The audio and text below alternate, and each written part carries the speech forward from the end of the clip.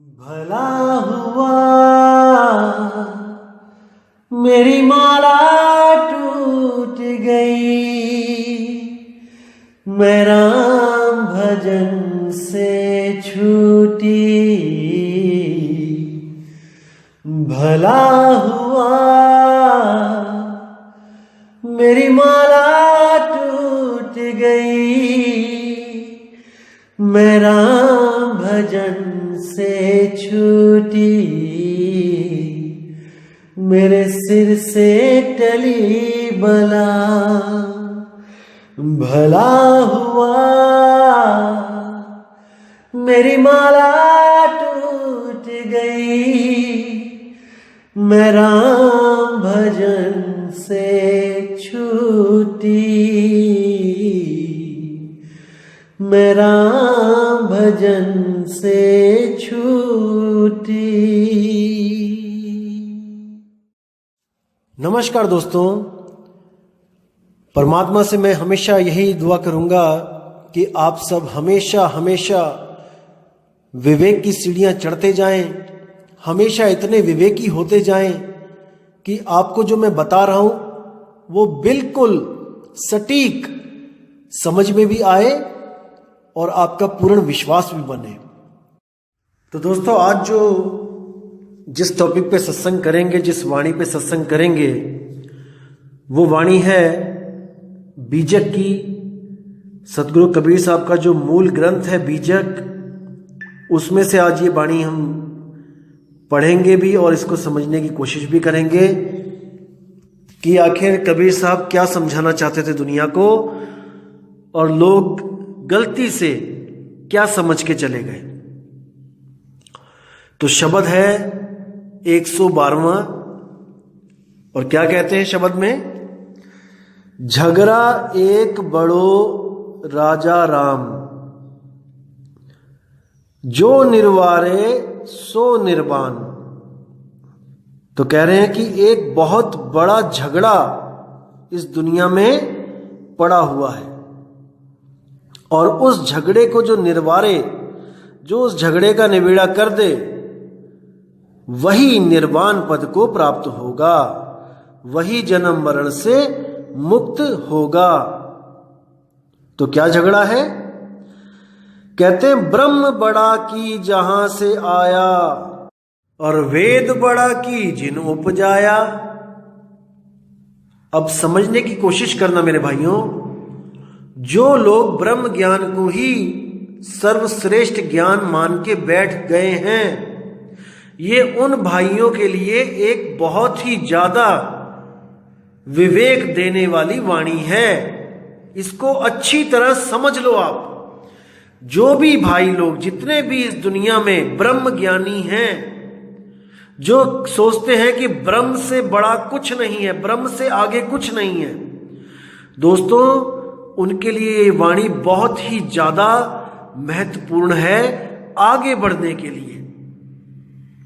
आपको मैं बताना चाहूंगा, जो ब्रह्म के दो स्वरूप, जो मेन दो स्वरूप हैं जिसके द्वारा ये तीन लोक चल रहा है, वो मेनली दो स्वरूप होते हैं ब्रह्म के। एक होता है सरगुण साकार ब्रह्म, और एक होता है निर्गुण निराकार ब्रह्म, जिसको साकार और निराकार कहते हैं।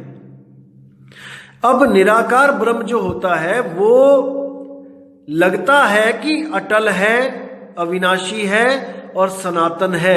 ये भ्रम होता है, लोगों को लगता है कि निराकार ब्रह्म ही परमात्मा है, क्योंकि निराकार ब्रह्म ही जब सृष्टि रचना करनी होती है तो वो साकार ब्रह्म बनके इस दुनिया में अवतरित होता है। वही निराकार साकार रूप धारण करके इस दुनिया में आता है, जिसको सब साधु संत सरगुण साकार ब्रह्म कह के याद करते हैं। जैसे निराकार तो हो गया जो जिसका कोई आकार नहीं है, स्पेस कह देते हैं उसको, शून्य कह देते हैं। और वही जब साकार बन के आता है तो ब्रह्मा विष्णु महेश ये साकार रूप में हो गए। भगवान राम, विष्णु, हनुमान जी, यहां तक कि जो गुरु लोग निराकार को परमात्मा कहते हैं, वो अपने गुरुओं को साकार ब्रह्म घोषित कर देते हैं कि वही निराकार परमात्मा अब गुरु रूप में, साकार रूप में हमारे बीच बैठ के सत्संग कर रहा है। उसमें और निराकार में कोई तिल मात्र का भी फर्क नहीं है।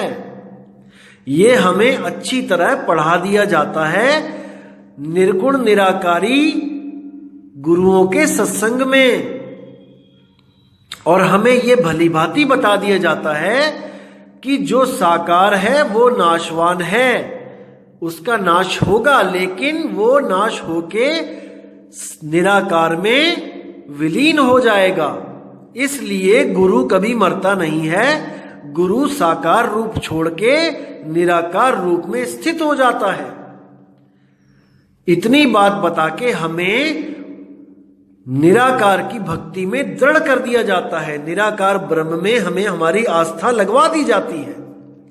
लेकिन सतगुरु यहां कबीर साहब कहते हैं कि ब्रह्म बड़ा कि जहां से आया,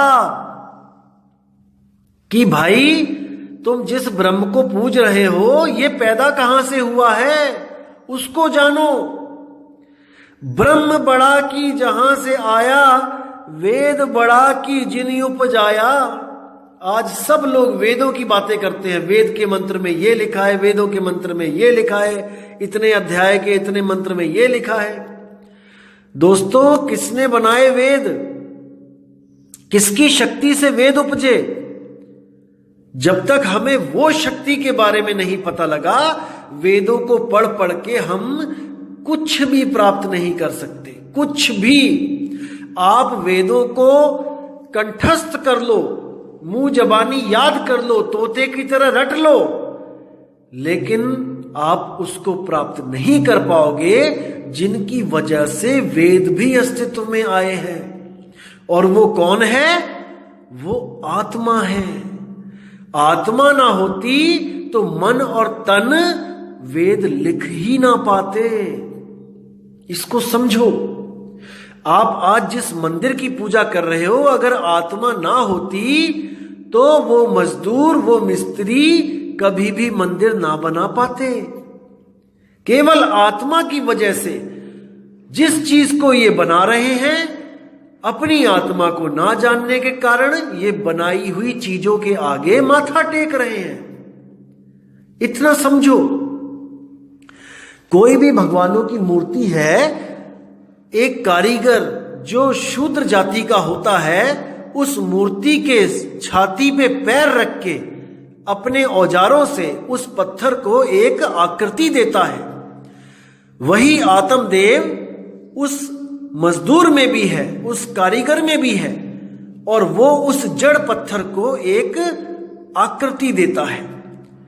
अब उसी के पैर के नीचे वो मूर्ति पड़ी है, और वही मूर्ति जब मंदिर में जाती है तो उसी शूद्र को, उसी कारीगर को मंदिरों में प्रवेश वर्जित हो जाता है। सोचो कितनी बड़ी बात है। जिसने उस पत्थर को भगवान का रूप दिया, उसी को अब दर्शन करने का कोई अधिकार नहीं है। पुराने समय की बात कर रहा हूं मैं। आजकल तो सबको समान अधिकार है, सब जा सकते हैं मंदिर में, क्योंकि कानून का डंडा है। अगर कोई किसी को गलत बोलेगा, नीच जात का कोई बोलेगा, तो उस पर केस भी चल जाएगा, कानून का डंडा है। अगर ये कानून ना होता भाई, तो आज भी वही स्थिति होती जो उस समय थी जब कबीर साहब आए थे इस दुनिया में। जब शूद्रों को मंदिरों की चौखट पे भी नहीं खड़े होने दिया जाता था, उनके गलों में मटकी बांध दी जाती थी कि गली में मत थूकना, राह चलते मत थूकना, कहीं किसी ब्राह्मण का पैर ना आ जाए तुम्हारे थूक पे। तो उनके गले में वही मटकी बांध के उसी मटकी में थूकने को कहा जाता था। तो इतना अत्याचार उन शूद्रों के साथ हुआ, और वही शूद्र भगवानों को आकार में लेके आ रहा था, वो भी अपने पैर के नीचे रख के। तो समझो मेरे दोस्तों, मेरे भाइयों, इस मूल ज्ञान को समझो। ये मूल ज्ञान सब भ्रमों से बाहर निकालने के लिए बनाया जा रहा है, बताया जा रहा है। जो गुप्त ज्ञान है उसको प्रकट किया जा रहा है। तो इसको धैर्य से, इसको विवेक से समझते जाओ, आपको हर चीज क्लियर होती जाएगी। ये बिल्कुल सीधा रास्ता है दोस्तों।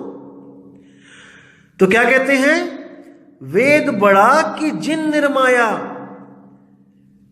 आप वेदों को पढ़ो, समझो और जो उसमें इशारा किया गया है उसको प्राप्त करने की कोशिश करो, उस आत्मदेव को, ना कि उन मंत्रों को जो आत्मा के द्वारा ही अस्तित्व में आए हैं। आत्मा अनादि है और मंत्र ये उसके द्वारा एक समय, एक काल में बनाए गए हैं। जो चीज आज बनी है तुम उसको जप के उस अनादि आत्मा को कैसे प्राप्त कर सकते हो? अन्यथा नहीं कर सकते हो, कभी नहीं कर सकते। ये तो कोई भेदी गुरु मिले और आपको ये तंत्र मंत्र जंत्र छुड़वा दे और उस अविनाशी अक्षर का लखाव करा दे, तब आपकी बात बन सकती है। जैसे साहिब कहते हैं, मोको कहां ढूंढे रे बंदे, मैं तो तेरे पास में। ना मंदिर में, ना मस्जिद में, ना काबे कैलाश में। अब जब ये लाइन आप पढ़ोगे कि ना मंदिर में, ना मस्जिद में, ना काबे कैलाश में, तो आपका विवेक काम करेगा कि कबीर साहब मना कर रहे हैं कि मंदिर, मस्जिद, काबे में जाने की जरूरत नहीं है।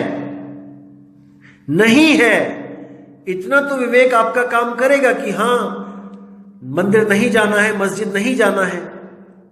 लेकिन अब आगे वो कहते हैं कि नाम है जप में, नाम है तप में, नाम है व्रत उपवास में। अब यहां पर लोगों को विश्वास नहीं होता कि ऐसा भी हो सकता है क्या कि बिना कोई नाम जपे, बिना कोई साधना किए, तपस्या किए, क्या ऐसा हो सकता है कि वो परमात्मा मिल जाए बिना किसी योग साधना क्रिया के, बिना क्रियाओं के? कौन सी क्रियाएं? चांचरी, भूचरी, खेचरी, अगोचरी, उन्मुनी। ये 5 यौगिक क्रियाएं हैं जो युगों युगों से चलती आ रही हैं। इनके बारे में आपको बताऊंगा, जब एक अलग ऑडियो बनाऊंगा तो मैं इन 5 के बारे में आपको बताऊंगा कि ये क्या होती हैं, ये कौन सी क्रियाएं हैं। चांचरी, भूचरी, खेचरी, अगोचरी, उन्मुनी। आज सारा संत समाज 99% इसी 5 क्रियाओं में उलझा हुआ है और इन्हीं 5 क्रियाओं के द्वारा वो परमात्मा को, वो शब्द को पाना चाहता है, कभी नहीं पा सकता। अब आगे कहते हैं, ई मन बड़ा कि जही मन माना, और राम बड़ा कि राम ही जाना। अब बहुत गुप्त भेद की बातें हैं दोस्तों, यहां पे बहुत ही गहराई है, अगर समझोगे तो बिल्कुल समझ में आएगी। तो क्या कहते हैं, ई मन बड़ा कि जेही मन माना। अब बात चल रही है यहां पे 2 मनों की, कि भाई ये मन बड़ा है जिसके लिए दुनिया कहती है कि मन भटकाता है, मन बहुत बड़ा दुश्मन है, मन सबको गुलाम बना के बैठा है। ई मन बड़ा, ये वाला मन बड़ा है, या जेही मन माना, या जिन लोगों का जो मन मान चुका है वो बड़ा है। यानी कि जो गुरु की शरण में आके बिल्कुल निम्न पद में आ गया है, वो मन मस्त हाथी, वो गुरु की शरण में आके भीगी बिल्ली बना हुआ है, वो पूरा सरेंडर कर चुका है। जैसे एक हाथी होता है, जल्दी किसी के बस में नहीं आता, क्योंकि मन को हाथी के समान बताया गया है कि हाथी है, जैसे जल्दी आदमी के बस में नहीं आता है, पूरा तहलका मचा देता है। जैसे अगर वो पागल हो जाए, या फिर वो अगर मदिरा पान कर ले, या फिर वो मस्ती में आ जाए, तो वो किसी को नहीं बख्शता। इसी तरह जब मन अपने 5 विकारों में दृढ़ हो जाता है, पूर्ण हो जाता है, तो वो भी ऐसा तहलका मचाता है आपकी जिंदगी में कि आपको कोई ठिकाना नहीं मिल पाता। तो यही बोला गया है कि वो हाथी, वो मदमस्त हाथी कब कंट्रोल होता है? जब गुरु रूपी अंकुश जब उसके सिर पे बजता है। तो जब उसके सिर पे अंकुश लगाया जाता है तो इतना बड़ा हाथी भी ऐसे कंट्रोल में आ जाता है जैसे आपका स्टीयरिंग, कार का स्टीयरिंग होता है। दाएं को मोड़ोगे तो पूरी बड़ी कार दाएं मुड़ जाएगी, बाएं को मोड़ोगे तो इतनी बड़ी कार बाएं मुड़ जाएगी। भले आप में ताकत ना हो, लेकिन आप स्टीयरिंग के द्वारा पूरी गाड़ी को मोड़ सकते हो, जिसका वजन 2000-5000 किलोग्राम है। उस पूरी गाड़ी को आप केवल एक स्टीयरिंग की वजह से बड़े आराम से मोड़ सकते हो। इसी तरह ये जो मन है, गुरु रूपी अंकुश जब इसके सिर पे पड़ता है तो ये कंट्रोल में हो जाता है। तो कहते हैं ई मन बड़ा कि जेहि मन माना, और राम बड़ा कि राम ही जाना। अब यहां पर गुप्त भेद है। राम बड़ा कि राम ही जाना, मतलब राम मंत्र बड़ा है या जो उस मंत्र को जानता है, आत्मदेव, इन दोनों में से बड़ा कौन है? जैसे एक दीवार पे लिखा है राम, अब उस राम को कौन पढ़ सकता है? जो पढ़ा लिखा इंसान है। जो अनपढ़ है वो दीवार पे देख तो सकता है कि कुछ लिखा है, लेकिन वो पढ़ नहीं सकता। मतलब कि जो राम का नाम दीवार पे लिखा है वो स्वयं ये भी बता नहीं सकता कि मैं राम हूं। इसको समझो। जो सामने दीवार पे राम लिखा हुआ है वो जागृत नहीं है, वो चेतन नहीं है। वो नहीं बता सकता कि मैं राम हूं। केवल पढ़ा लिखा बंदा ही उसको पहचान सकता है कि ये राम लिखा है। तो जो खुद अपने बारे में नहीं बता सकता वो बड़ा है, या जो पढ़ के उसको जान रहा है कि ये राम लिखा है कि श्याम लिखा है, वो बड़ा है। समझो इसको। एक मूर्ति जो खुद अपने ऊपर से धूल नहीं हटा सकती, जो अपनी गंदगी नहीं साफ कर सकती, वो बड़ी है, या एक ब्राह्मण जो उसको जाके रोज साफ करता है, वो आत्मदेव? कौन बड़ा है? खुद परम चेतन होते हुए भी, खुद चेतन अवस्था में होते हुए भी हम जड़ की पूजा में लगे हुए हैं। हम जड़ को पूज रहे हैं। भाई, जिस तरह ये मूर्ति जड़ है उसी तरह ये मंत्र भी जड़ है। इसको समझो। जैसे मूर्ति आपका कल्याण नहीं कर सकती, वैसे ही मंत्र भी आपका कल्याण नहीं कर सकते। राम बड़ा कि राम ही जाना। समझो इसको मेरे भाइयों। अब आगे क्या बोलते हैं? भ्रम भ्रम कबीरा फिरे उदास, और तीरथ बड़ा कि तीरथ का दास। अब देखो कितनी स्पष्ट यहां पे वाणी बोल दी साहिब ने। मैंने आपको पहले बताया था कि जहां पे लिखा हो कबीरा वो होता है अज्ञानी जीव, और जहां पे होता है कबीर वो होता है ज्ञानी गुरु, सतगुरु कबीर साहब, या फिर कोई चेतन जागृत अवस्था वाला कोई गुरु जो अपने स्वरूप को जानता है, उसके लिए भी कबीर बोला गया है। तो यहां बोला है भ्रम भ्रम कबीरा फिरे उदास, यानी कि बेचारा कबीरा जो अज्ञानी जीव है वो जड़ चेतन का निबेड़ा ना करने के कारण भ्रमता फिर रहा है। कभी कहीं घूम रहा है, कभी कहीं जा रहा है, कभी किसी तीर्थ पे जा रहा है, कभी किसी नदी में जाके नहा रहा है, कभी किसी गुरुद्वारे जा रहा है, कभी किसी मंदिर जा रहा है, लेकिन उसका भरम जाल नहीं टूटने वाला। क्योंकि जब तक उसको ऐसा सतगुरु नहीं मिला जो उसको उसका ही लखाव करा दे, तब तक उसकी बात नहीं बनेगी। भाइयों, नहीं बनेगी।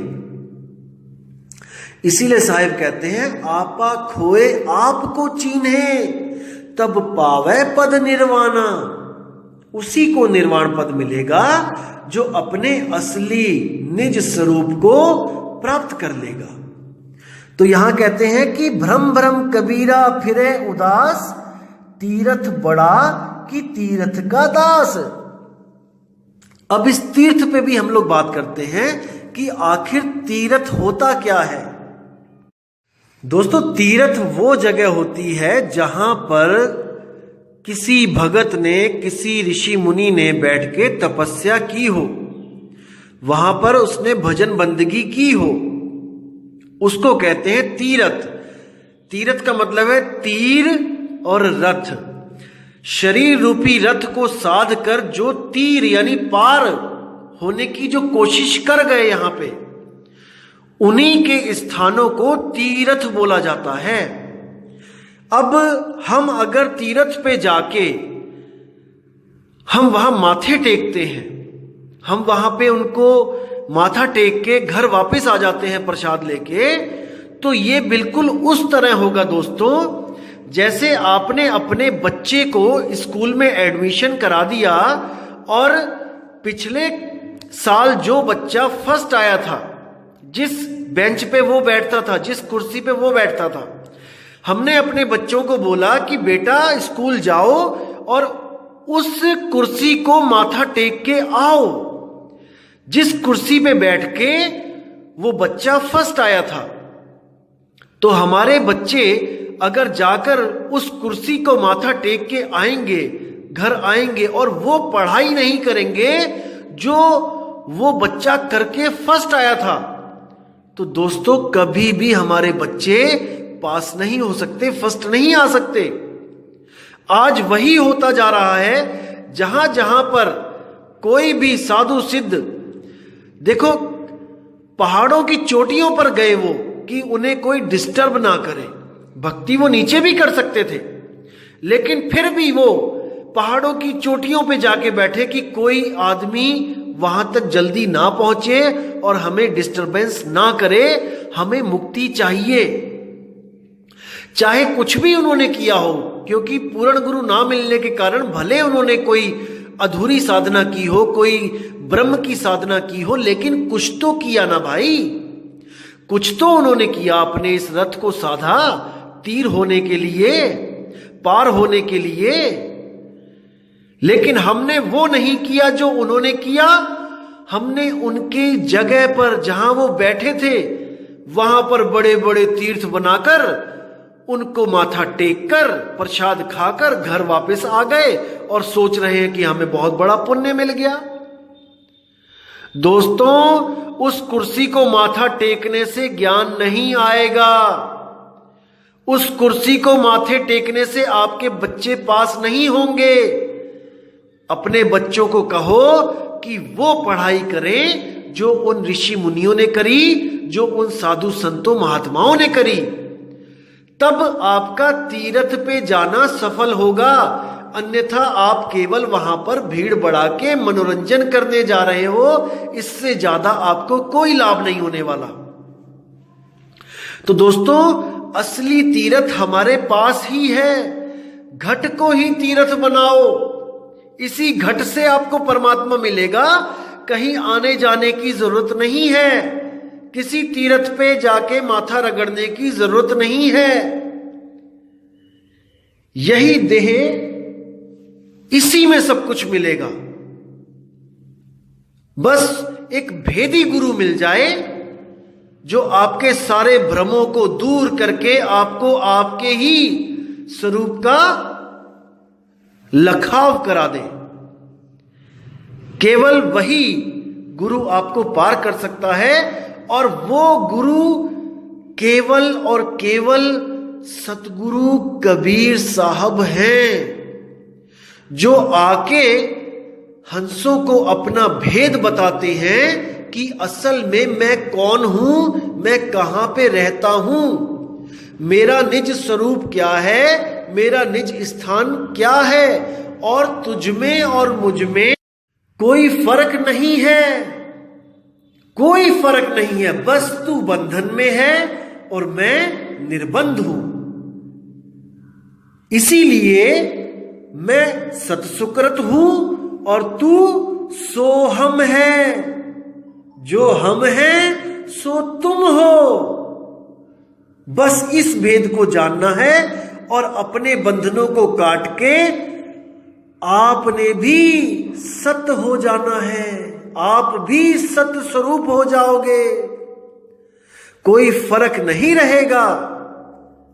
जैसे ज्योति ज्योत में समाए वो एक ही ज्योत हो जाती है, इसी प्रकार आपका सत्य स्वरूप और उसका सत्य स्वरूप एक ही रूप हो जाते हैं। वो अलग अलग नहीं रहते, फिर दोनों समान हो जाते हैं और उस अवस्था को प्राप्त कर जाते हैं जिसके लिए साहिब ने बीजक में बोला है पहली साखी, जैया जन्म मुक्ता हता तैया हथा न कोए, और छठी तुम्हारी है जगह तू कहां चला भिगोए। उस अवस्था को सतगुरु कबीर साहब याद करवाते हैं और हंस बड़ी ही सहजता से सहज साधन के द्वारा अपने उस निज स्वरूप को प्राप्त कर लेता है और इस ब्रह्म के जाल से हमेशा के लिए आजाद हो जाता है। दोबारा ब्रह्म पैदा नहीं होता। तो दोस्तों, उम्मीद करता हूं कि आज की इस ऑडियो से आपके काफी भ्रम दूर हुए होंगे और आप में सत्य और असत्य का निर्णय करने की शक्ति बढ़ी होगी। और मैं फिर कहता हूं दोस्तों कि आप अभी ज्ञान को अच्छी तरह समझो। कुछ लोग इंतजार कर रहे हैं कि मेरी 50 ऑडियोज कब पूरी होंगी और मैं कब उनको अपना फोन नंबर दूंगा, एड्रेस दूंगा आश्रम का। दोस्तों, इसको मैं और आगे बढ़ा रहा हूं। मैं 100 बोलता हूं कि 100 ऑडियो सुनो, क्योंकि मुझे लग रहा है कि अभी भी मैं 50 में वो कवर नहीं कर पाऊंगा जो मैं आपको मूल ज्ञान देना चाहता हूं, क्योंकि शायद ये 40वीं 41वीं ऑडियो होगी मेरी। लेकिन मैं चाहता हूं कि आप इतना ज्ञान समझ जाओ, कि इतना विवेक लगाओ कि कोई सवाल दिमाग में रहे ही ना। उसके लिए मुझे लगता है कि 100 तो कम से कम करनी ही पड़ेंगी। तो आप दोस्तों धीरज धरिए, आप थोड़ा सहजता के साथ समझिए। आपको हर चीज समझ में आनी चाहिए, नाम लेने का तभी फायदा होगा। अगर आपके दिमाग में 1 भी % भ्रम होगा तो आप उस अवस्था को प्राप्त नहीं कर सकते मेरे भाई। मान के चलो आपके पास 100 दिन है जिंदगी के, आपने जल्दबाजी में पहले ही दिन में नाम ले लिया और जल्दबाजी में गलत नाम ले लिया किसी से और 99 दिन आपने भक्ति कर भी ली, तो दोस्तों उसका कोई लाभ नहीं। 99 दिन की भक्ति आपकी वो गलत भक्ति है, वो अधूरी साधना है। और दूसरी तरफ आपने 99 दिन केवल ये खोजा कि कौन सही है कौन गलत है, कौन से नाम से मेरी मुक्ति होगी, कौन सा नाम मेरा बंधन का कारण है। 99 दिन खोज के अगर आपने 100वें दिन सुबह सुबह नाम ले भी लिया और एक दिन भक्ति कर ली, तो दोस्तों उन 99 दिनों की गलत भक्ति से बहुत ज्यादा अच्छी बात होगी कि आपने एक दिन भी सत भक्ति करी है। इसलिए आप बिल्कुल जल्दबाजी मत करें, क्योंकि मैंने आपको बोला है कि हमने भीड़ नहीं बढ़ानी है। हमने बिल्कुल भीड़ नहीं चाहिए। हमें वो विवेकी हंस चाहिए जिनके दिमाग में एक भी प्रश्न ना बचे, एक भी सवाल जिनके दिमाग में ना बचे। केवल वही लोग हमारे पास आए और अपनी आत्मा का कल्याण करवाएं। तो दोस्तों इसी के साथ मैं विदा चाहूंगा और अगली ऑडियो में बहुत जल्दी आपको भेजूंगा, ताकि आप लोग और ज्यादा विवेकी हो सके और सत्य ज्ञान को समझने की भरपूर कोशिश करें। तो मैं अब आज्ञा चाहूंगा दोस्तों।